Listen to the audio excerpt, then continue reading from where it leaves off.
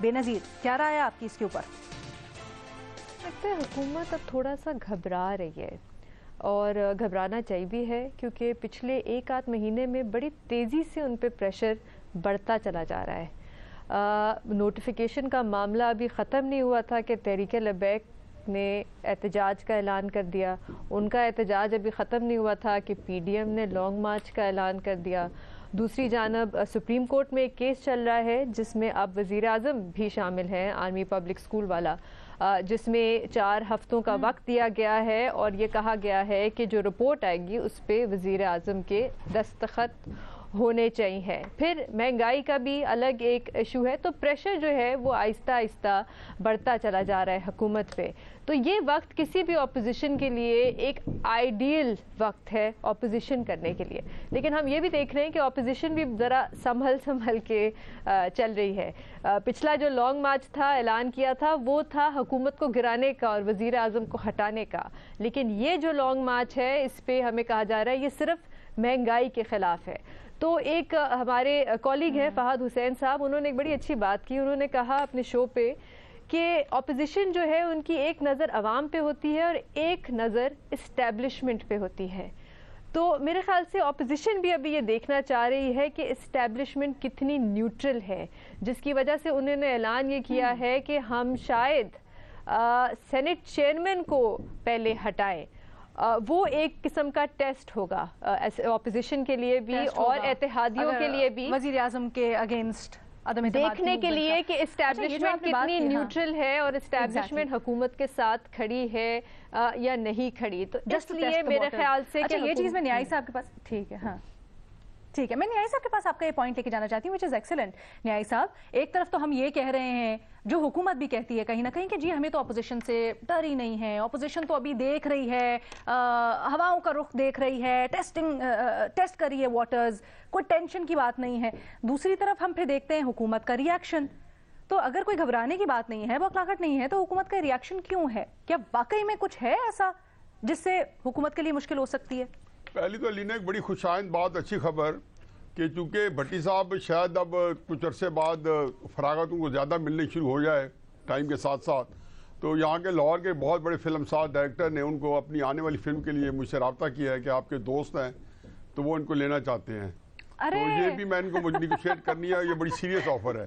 میں آپ دیکھا ماشاءاللہ ان کی فیس بیوٹی، ٹی وی کے اوپر اب جو سٹائل آ گیا ہے، 2-4 ہی ہیں جو اس سٹائل اور اس طرح 2 بٹن کھولے ہوئے، ابھی بھی دیکھیں نا تھوڑا جو کیا ہوتا ہے چٹکلا سینہ نظر آ رہا ہے۔ اینی وے یہ تو ایک ہے جس کو میرا خیال ہے اس کو نشر کر دینا چاہیے۔ بھٹی صاحب کے کیا سٹاکس ہیں ماشاءاللہ ماشاءاللہ۔ اچھا دیکھیں جی، پہلے تو فواد چوہدری صاحب کی بات ہے کہ بھئی تجھ کو پڑھائی کیا پڑھی اپنی نبیڑ تو۔ یہ جو لوگ کہتے ہیں نا جو اپنا ایک جو چیز ہے اس کے بتائیں، اب ان کے یہ جتنا آپ دیکھیں گے کہ ریپرزنٹیشن ہوئی ان کی دوسروں کی، یہ کیا ہے؟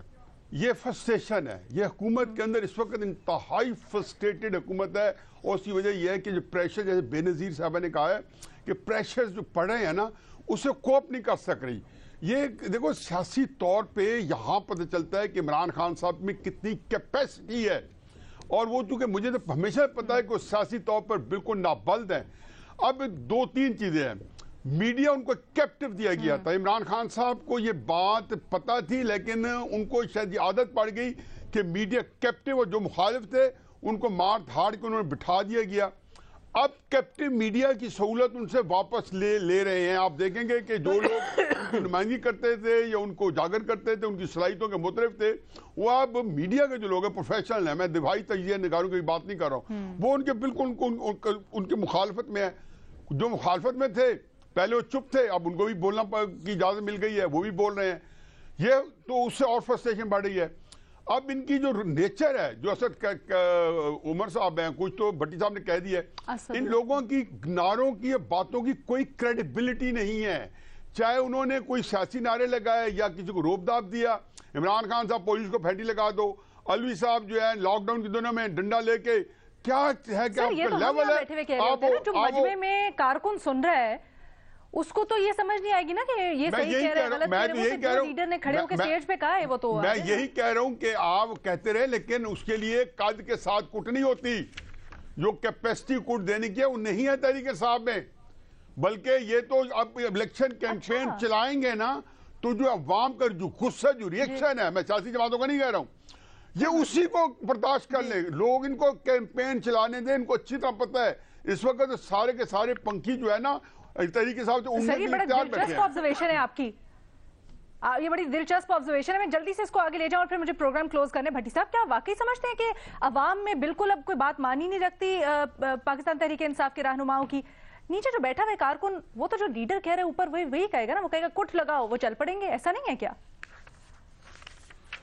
नहीं मैडम शेख, एक और सबसे पहले तो न्याई साहब का शुक्रिया कि इतनी बड़ी फिल्म ऑफर की, बहुत जज़ाकल्लाह। अगर मेरी फिल्म में विलन आप हों तो मैं ये फिल्म आज भी अभी करने को तैयार हूँ। दूसरी बात ये है, सारी रिपोर्ट कार्ड की विलन मैं हूँ, जल्दी से बता दे, because I have to close. नहीं वो तो हीरोइन, जल्दी से बता दे, हीरोइन भी तो चाहिए ना अलीना।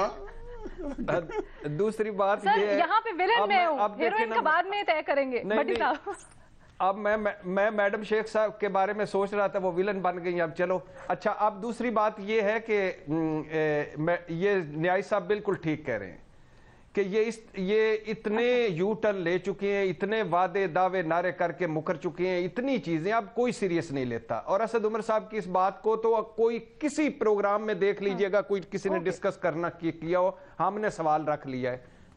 क्या कहूं मैं अब इस दुख होता सर, करना तो बनता है, जब सर डिस्कस तो करना बनता है। क्या बेनजीर डिस्कस करना भी नहीं बनता है जब वो आवाम में खड़े होके, मजमे में खड़े होके? चले, क्योंकि मेरी राय तो अभी तक ये है कि अगर 10 लोग खड़े हैं उसमें से 2 ऐसे भी हो सकते हैं जो जरा शरारती जहन के हों, वो एक्ट करने चले जाए अपने लीडरान की बात पे।